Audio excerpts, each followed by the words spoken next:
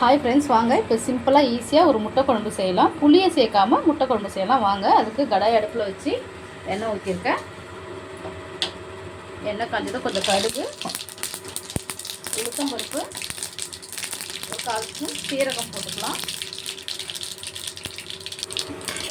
பச்சை மிளகாய், கருவேப்பிலை சேர்த்துக்கலாம். வெங்காயமும் சேர்த்து ஆட் பண்ணிக்கலாம். இப்போ வெங்காயம் வதங்கிறதுக்கு உப்பு சேர்த்து நல்லா வதக்கிக்கலாம்.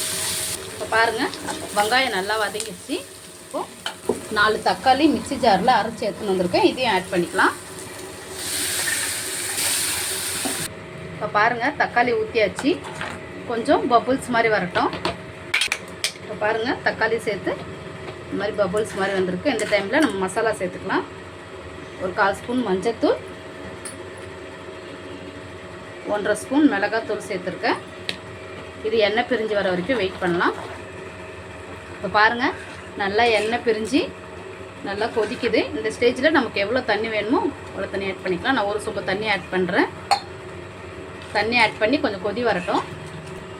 இப்போ பாருங்கள், நல்லா எண்ணெய் பிரிஞ்சு வந்திருக்கு. இந்த ஸ்டேஜில் நம்ம முட்டையை உடச்சி ஊற்றிப்போம்.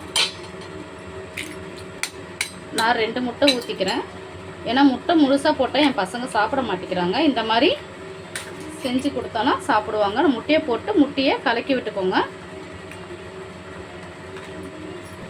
இப்போ பாருங்கள், நல்லா முட்டையை உடச்சி ஊற்றி நல்லா கிளறி விட்டேன். இந்த மாதிரி இருந்துச்சுன்னா பசங்க விரும்பி சாப்பிடுவாங்க. ஏன்னா முட்டை முழுசாக போட்டாலோ இல்லை உடச்சி ஊற்றி அப்படியே எடுத்து வச்சாலோ அதில் இருக்கிற மஞ்சள் எல்லாத்தையுமே எடுத்து வச்சுருவாங்க. இந்த மாதிரி செஞ்சு கொடுத்தீங்கன்னா நல்லா விருப்பமாக சாப்பிடுவாங்க. ஒரு 2 நிமிஷம் கழிச்சு இப்போ கொத்தமல்லி தூவி இறக்கிடலாம்.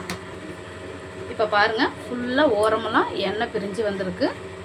சூப்பரான சிம்பிளாக டேஸ்டியாக ஒரு முட்டை குழம்பு ரெடி ஆகிடுச்சு. இது வந்து சப்பாத்தி, தோசை, சாப்பாடு கூட நல்லாயிருக்கும். இன்றைக்கி எங்கள் வீட்டில் சப்பாத்தியும் இந்த முட்டை குழம்பும் தான். இப்போ கொத்தமல்லி தூவி அடுப்பு ஆஃப் பண்ணிடலாம்.